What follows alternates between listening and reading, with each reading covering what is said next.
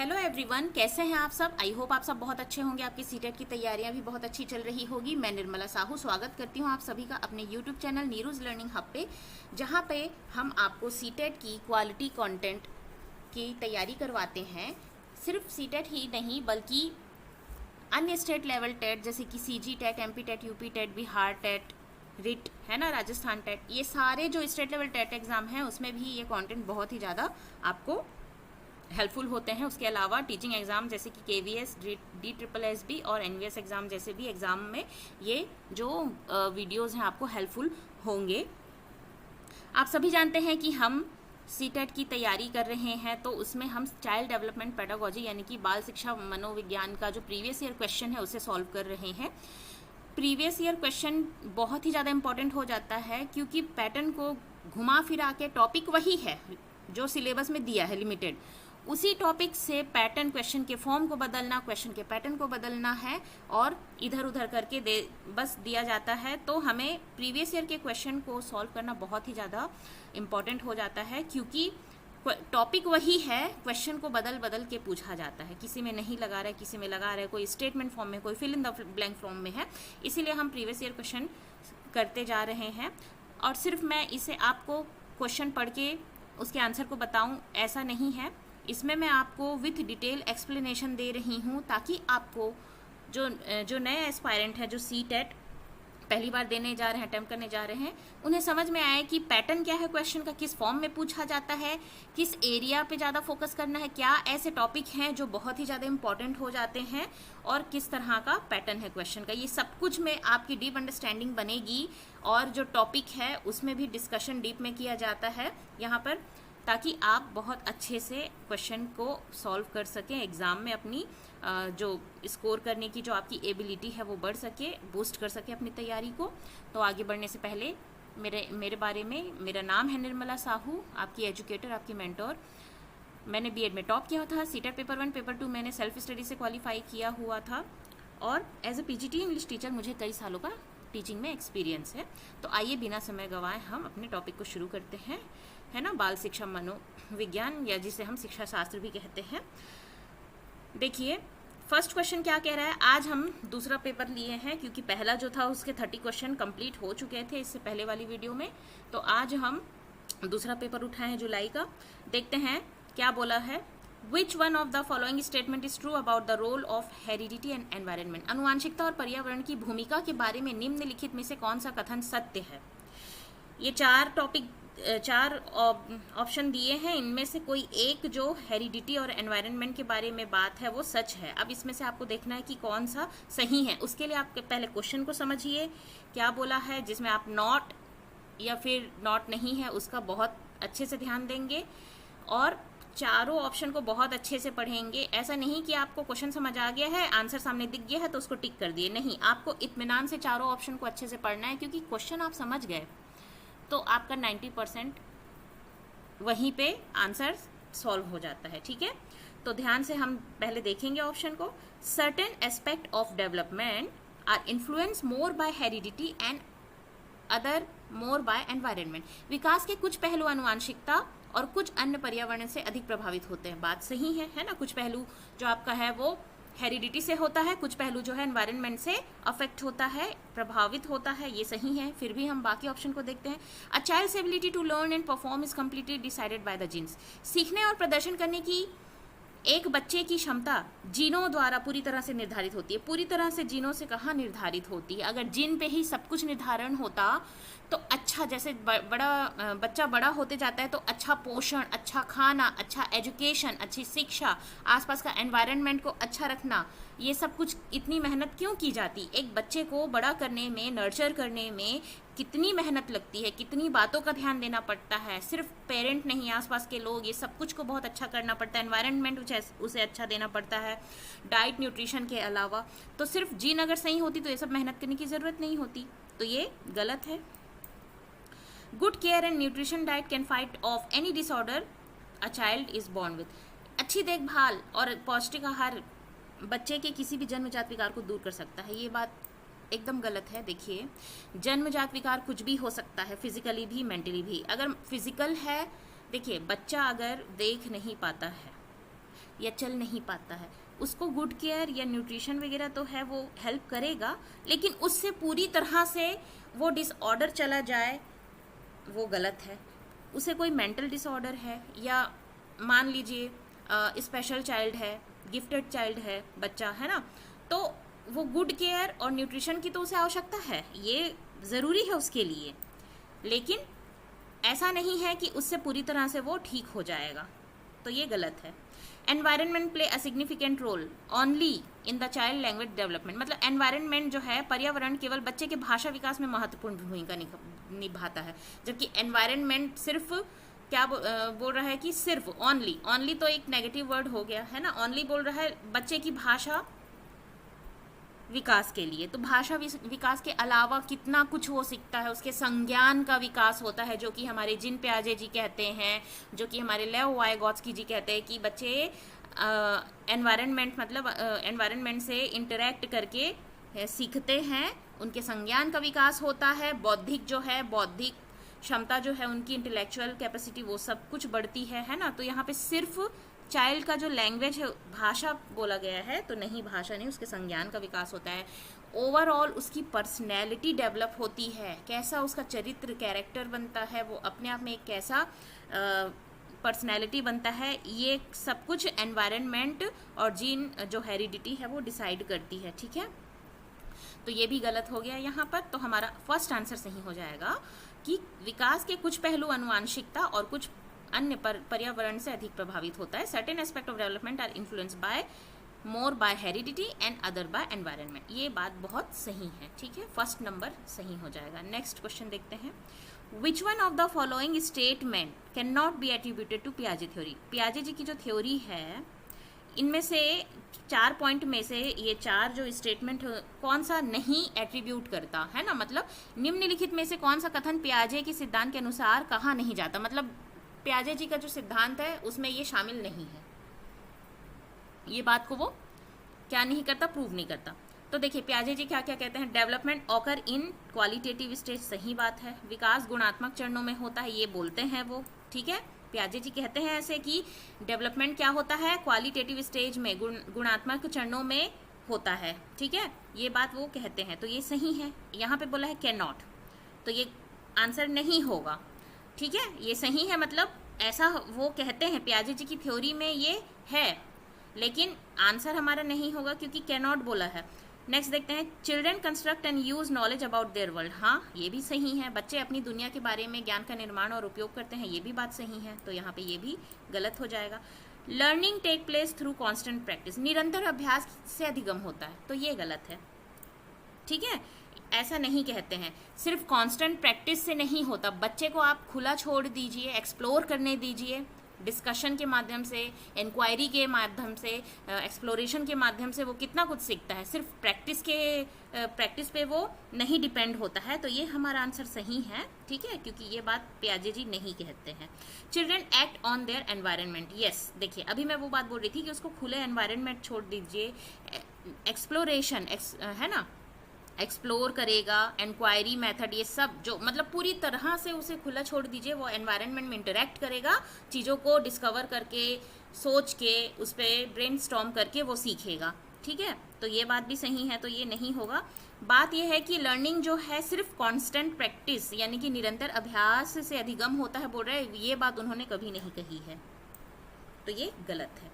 और यहाँ पे वही पूछा है कि कैन नॉट एट्रीब्यूट, मतलब ये बात वो नहीं कहते हैं कि learning take place only through constant practice. Which one of the following is not a limitation of pre-operational thought? Pre-operational जो thought है उसका limitation क्या नहीं है, निम्नलिखित में से कौन सी पूर्व संक्रियात्मक विचार की एक सीमा नहीं है, नहीं, ठीक है, और बाकी सब एक सीमा है लेकिन उसकी सीमा नहीं है बोल रहा है, ठीक है। तो देखिए क्या बोल रहा है, टेंडेंसी टू कॉन्सेंट्रेट, यही एक ध्यान केंद्रित करने की प्रवृत्ति, ठीक है, तो यही जो बात है वो लिमिटेशन में नहीं आती बोल रहे हैं, ठीक है। तो प्री ऑपरेशनल स्टेज क्या होता है आप सभी जानते हैं, pre operational stage concrete operational से पहले होता है, बच्चा जो है मूर्त रूप से पहले प्री ऑपरेशनल जो स्टेज होती है वो आपकी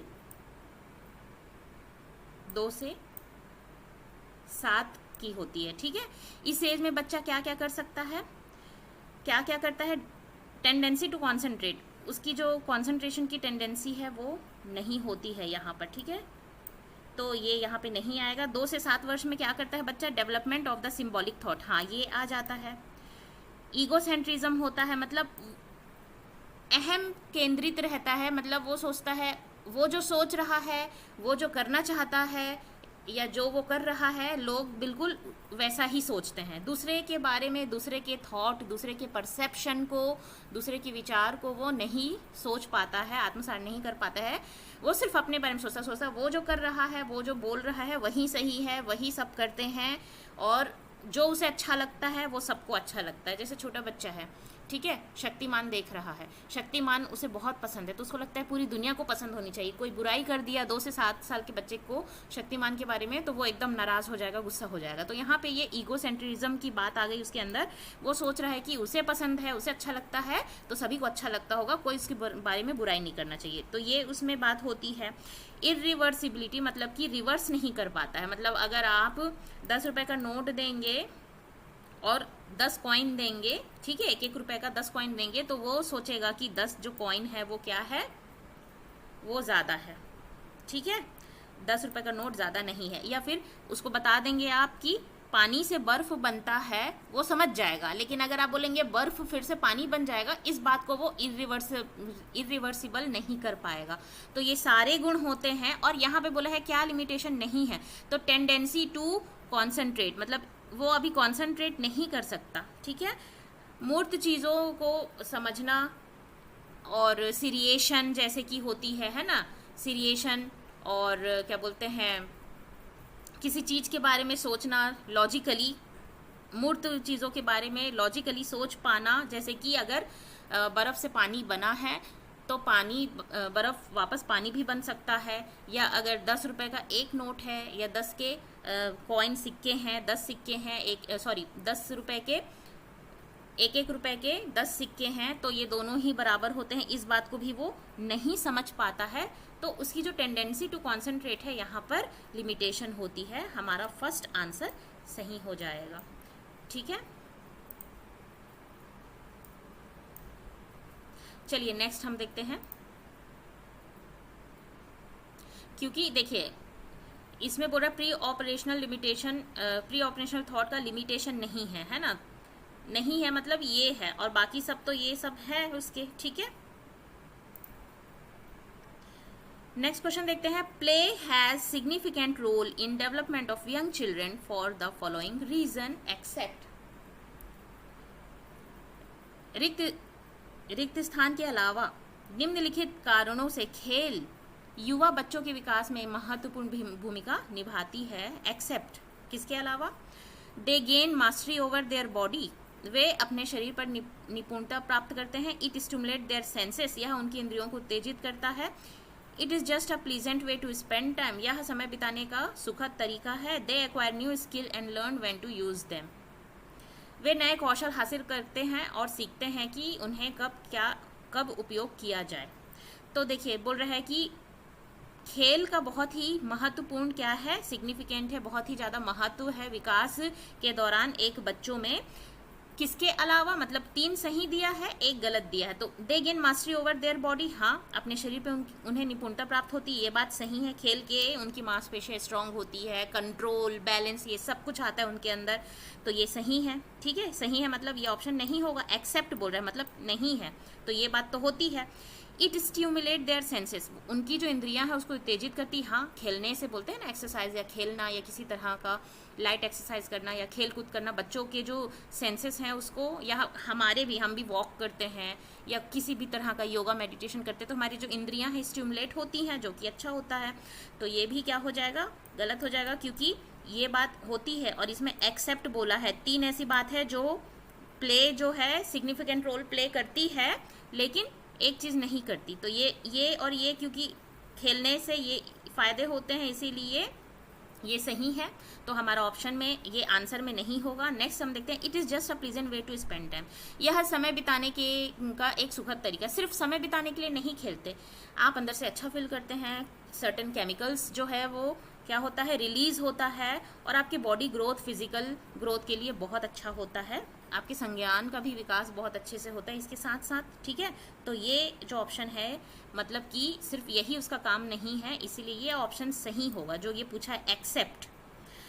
नेक्स्ट हम देख लेते हैं, they acquire new skill and learn when to use. हाँ, नए कौशल को हासिल करते हैं, सीखते हैं, और उन्हें कब कैसे इस्तेमाल करना है खेल के दौरान। जैसे कि खेल खेलते हैं तो बहुत सारा लीडरशिप क्वालिटी डेवलप होता है, कोऑपरेशन का जो क्वालिटी है ये सब डेवलप होता है, ये सब कुछ वो सीखते हैं, और कब कैसे किस तरह से इस्तेमाल करना है जब समय परिस्थितियाँ आती है, रियल लाइफ में एक्सपीरियंस करते हैं तो वो ये चीज़ों का इस्तेमाल करते हैं। तो ये भी बात सही है, तो ये हमारा आंसर नहीं होगा। हमारा आंसर हो जाएगा कि एक प्लीजेंट वे है, मतलब सुखद तरीका है खेल समय बिताने का, ये बात गलत है। बाकी ये 3 चीज खेल का महत्वता में आता है, ठीक है।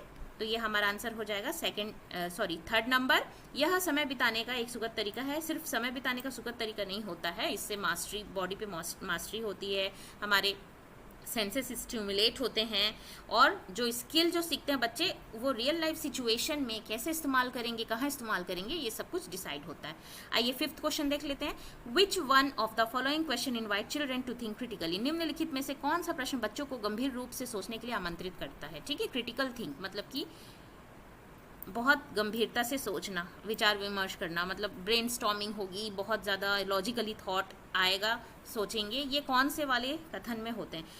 Do you know the answer to this, ठीक है। अगर आप पूछ रहे हैं क्या आप इसका उत्तर जानते हैं, तो वो हाँ या ना में बोलेगा, तो ये कन्वर्जेंट थिंकिंग है। क्रिटिकली थिंकिंग करना मतलब डाइवर्जेंट थिंकिंग करना, मतलब एक क्वेश्चन के लिए बहुत सारे सॉल्यूशन या बहुत सारे आइडियाज़ का जो ब्रेनस्टॉर्मिंग होता है उसे हम क्रिटिकल थिंकिंग में कहते हैं।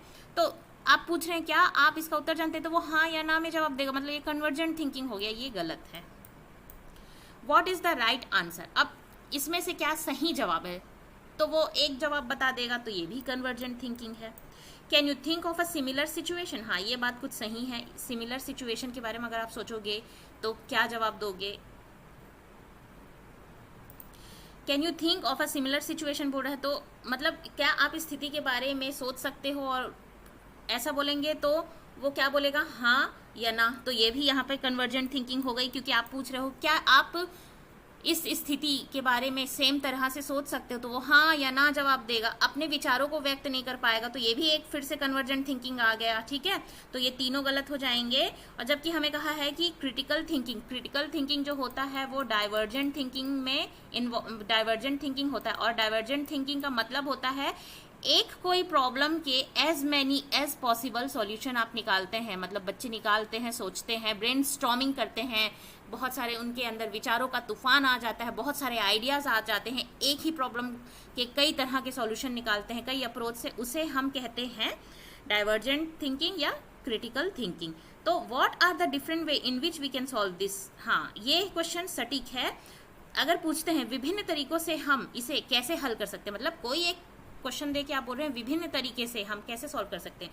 अब विभिन्न की बात आई, डिफरेंट वे मतलब बहुत सारे तरीके, अलग अलग तरीके से, तो अब वो अलग अलग तरीके का सोचना शुरू करेगा। यहाँ पे आपकी डाइवर्जेंट थिंकिंग होगी, और इस डाइवर्जेंट थिंकिंग को हम क्रिटिकल थिंकिंग कहते हैं। तो हमारा 4th ऑप्शन सही है। यहाँ पूछा गया है कि कौन सा प्रश्न बच्चों को गंभीर रूप से सोचने के लिए आमंत्रित करेगा।